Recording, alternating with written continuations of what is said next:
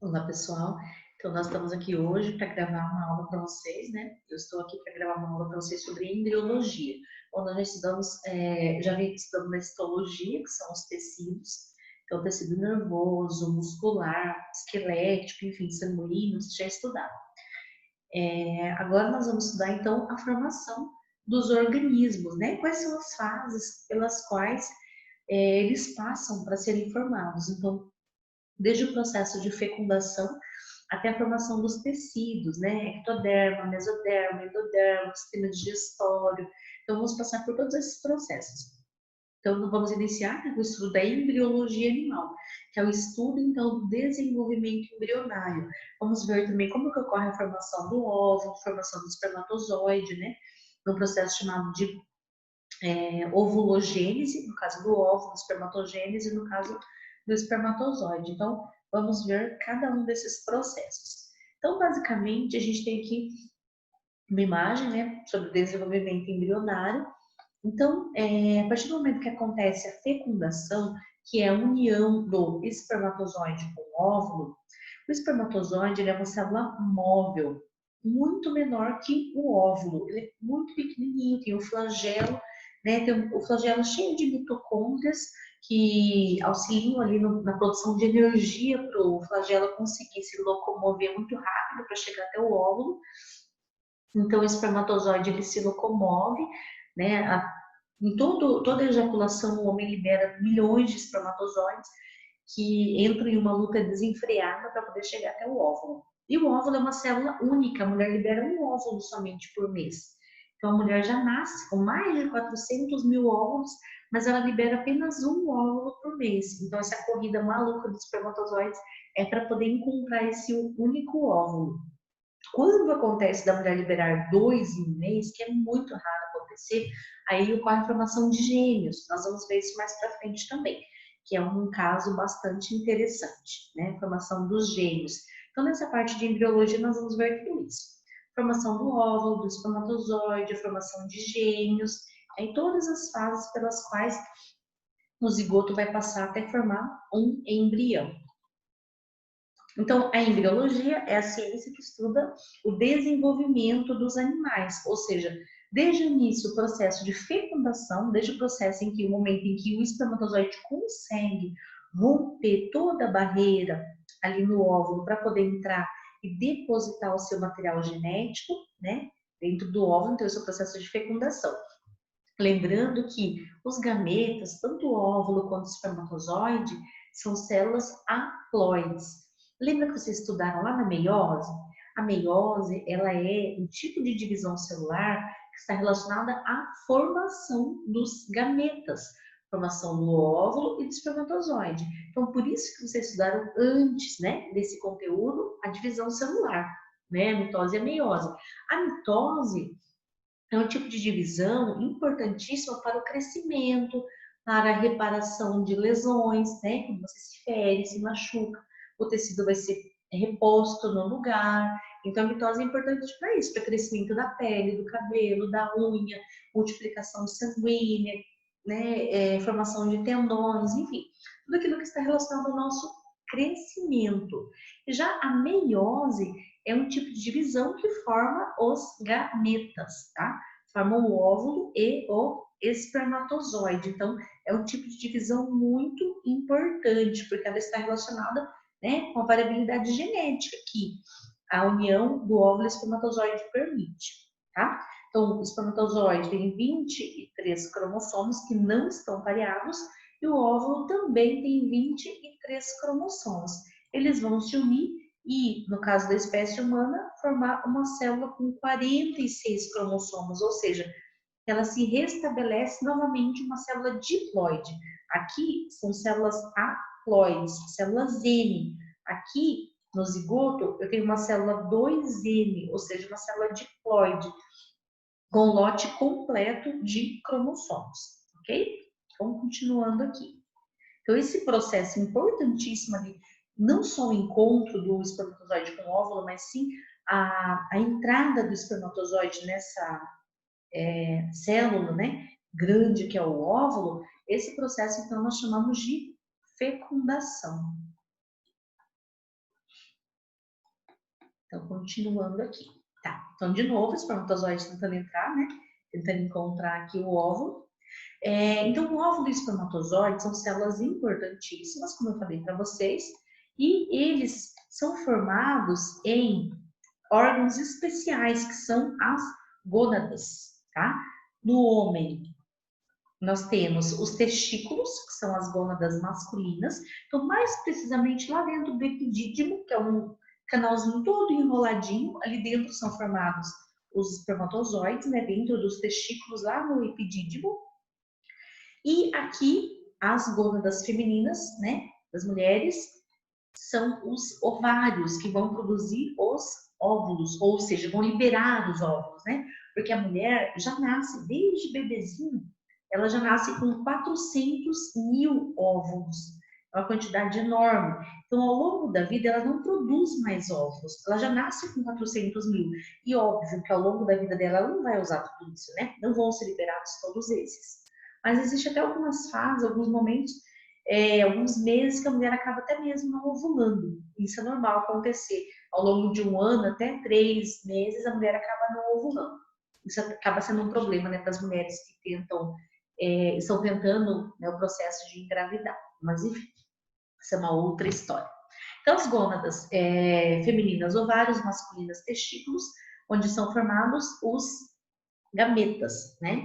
Óvulo, gameta feminino, espermatozoide, gameta masculino. O processo de formação dos gametas, lembrando que tudo que termina em gênese é formação, origem, né? Então, o processo de formação dos gametas é chamado de gametogênese. Não tem erro, né, gente? Isso aqui é bem sugestivo o nome, né? Gametogênese. Então, a formação do óvulo, também muito fácil, ovulogênese ou ovogênese é a mesma coisa. E a formação do espermatozoide é a espermatogênese, tá?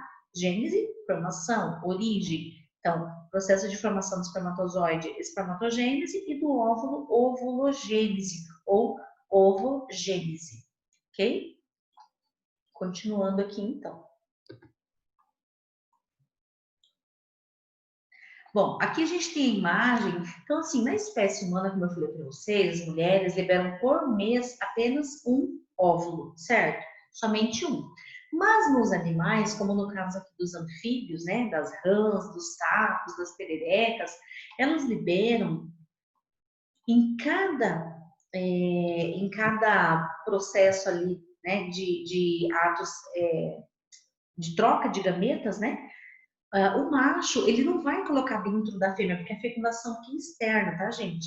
Diferente da espécie humana, dos mamíferos, que a fecundação é interna, dentro do corpo da fêmea. Então, no caso das rãs, das pererecas, dos sapos, o que que acontece? O sapo, a rã, né, o sapo, ou, enfim, os anfíbios no geral, o macho, ele sobe em cima da fêmea, mas com a ideia, com o intuito de pressionar. Então, ele aperta o corpo da fêmea até ela liberar os óvulos na água. Olha que interessante. A fêmea libera um monte de óvulos, ou ovinhos gelatinosos, uma massa gelatinosa aqui, ó, como vocês podem ver, libera uma massa gelatinosa de óvulos, tá? Olha só que legal. E o macho, aí sim ele deposita na água os espermatozoides. Quando ele deposita na água os espermatozoides, aí ocorre a união, a fecundação externa, ou seja, não foi dentro do corpo da fêmea. Aí sim acontece a união do espermatozoide do macho com o óvulo da fêmea, aí forma os embriõezinhos, aí depois a gente vai ter ali os girinos, né? Aí a gente tem a fase larval, no caso dos anfíbios. Então, como eu falei para vocês, na espécie humana é só um óvulo por mês. Então, as chances da mulher engravidar, ela só tem basicamente uma semana por mês de chance, né, dela produzir filhotes, né, ter seus filhos. Já as rãs, os sapos, os anfíbios no geral, como esses ovos ficam no ambiente, ou seja, estão expostos a qualquer tipo de predação, os outros animais acabam comendo muitos desses ovos, as larvas, né? Então, quanto mais ovos a fêmea liberar, tem mais chance de ser fecundada pelos espermatozoides que o macho deixou na água e automaticamente tem mais chance de chegar à fase larval e produzir novos indivíduos. Então, qual é a vantagem, nesse caso, de produzir muitos, muitos milhares de ovos ao mesmo tempo? A vantagem é que quanto mais ovos produzir, mais chances eles têm de serem fecundados pelos espermatozoides que o macho deposita na água em cima desses óvulos.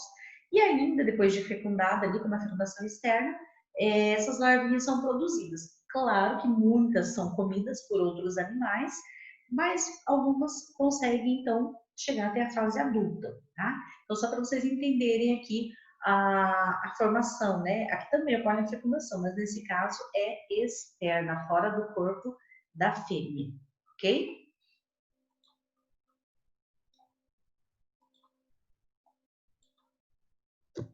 Tá. Então, basicamente, tudo se inicia no momento da fertilização, ou seja, o óvulo ele precisa ser fertilizado, né? Ele precisa encontrar, ele precisa que o espermatozoide o encontre.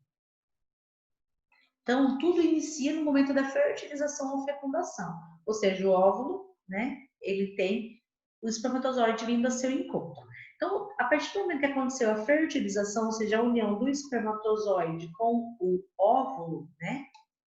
A união do espermatozoide com o óvulo, nós temos então a formação de um zigoto, tá? Então, a formação de um zigoto. Um zigoto é uma célula completa, como eu mostrei antes para vocês. É uma célula que nós temos metade do material genético do pai e metade do material genético da mãe. Por que você não é igual ao seu pai e nem igual, idêntico à sua mãe? Você tem características de um, características de outro. Por quê? Você recebeu metade da carga genética de um, metade da carga genética de outro. Você não é igual aos seus irmãos, você não é idêntico, né? Embora sejam filhos dos mesmos pais, porque existe essa variabilidade genética que o óvulo e o espermatozoide proporcionam ao se encontrarem, né? E unirem o seu núcleo, o seu material genético. Por quê? O espermatozoide tem o seu núcleo aqui e o óvulo também tem o seu núcleo com DNA. Então, ocorre essa variabilidade quando ocorre a junção desses núcleos, né? Então, o zigoto ele é portador do material genético do espermatozoide e do óvulo, tá? E a partir do momento que foi criado, foi desenvolvido o zigoto, né? Formou-se o zigoto, o que, que vai acontecer? O óvulo, esse zigoto ele vai se dividir por intensas mitoses, intensas divisões mitóticas até formar um novo indivíduo. Então, vai acontecer o quê? Ele vai se dividir várias vezes até formar um novo indivíduo. Então, a gente tem aqui um zigoto, né, uma célula, inicialmente, que é resultado da união do óvulo e do espermatozoide. Ela começa a se dividir rapidamente, forma 2 células, 4, 8, 16, até formar o que nós chamamos de mórula, que parece uma amorinha, tá? Então, assim, cada célula formada ali nesse processo de divisão, né, nós chamamos de blastômeros. Então, aqui eu tenho 2 blastômeros, 4 blastômeros, 8, 16 blastômeros, né, até chegar a começar a formar os tecidos, a ectoderme, que vai formar a epiderme, né? A endoderme, que começa a formar outros tecidos, a mesoderme, enfim. Aí começa a ter diferenciação, sistema digestório, coração, todos os tecidos, né? Cada origem ao indivíduo, né? Do embrião ao feto. Então, aqui, aspectos gerais do desenvolvimento embrionário. Vou passar mais esse slide e a gente vai encerrar. Bom, então o zigoto ele vai sofrer essas intensas divisões mitóticas, como eu falei para vocês, e muitas diferenciações e especializações. Por quê, gente? Entendam comigo. O zigoto ele tem que dar conta de produzir todo um organismo. Então, assim, ó, o que era apenas a união do óvulo e do espermatozoide que formou o zigoto, depois vai dar origem aqui. Vai ter que se diferenciar, essa célula tem que se diferenciar muito. Vai formar tecido conjuntivo, vai formar osso, vai formar músculo, vai formar epiderme, né, células da pele para proteger o organismo, vai formar célula nervosa, vai se diferenciar para formar todo o sistema nervoso complexo, com toda a sua rede difusa, como nós sabemos, vai formar células de glândulas, né? Vão eliminar secreções, substâncias da nossa pele. Desse zigoto vai se diferenciar, vai formar hemácias, que são células sanguíneas que vão transportar oxigênio no nosso organismo, vão formar glóbulos brancos, que são células de defesa. Então, toda uma diferenciação nós vamos ter, então, a partir de um zigoto. Vários outros tipos celulares formando a partir desse zigoto. Tudo bem, gente? Espero que tenha dado para entender. A professora vai encerrar por aqui para não ficar muito complexo, Mas a próxima aula, então, nós continuamos sobre os tipos de ovos, né? De acordo com os indivíduos. Cada espécie animal, cada grupo, vai formar os seus tipos de ovos, ou os ovos, né? Os óvulos. Uns com mais vitelo, que são as substâncias nutritivas, outras com menos vitelo, e assim por diante. Bom, na próxima aula, então, nós continuamos essa parte dos tipos de ovos. Espero que vocês tenham entendido.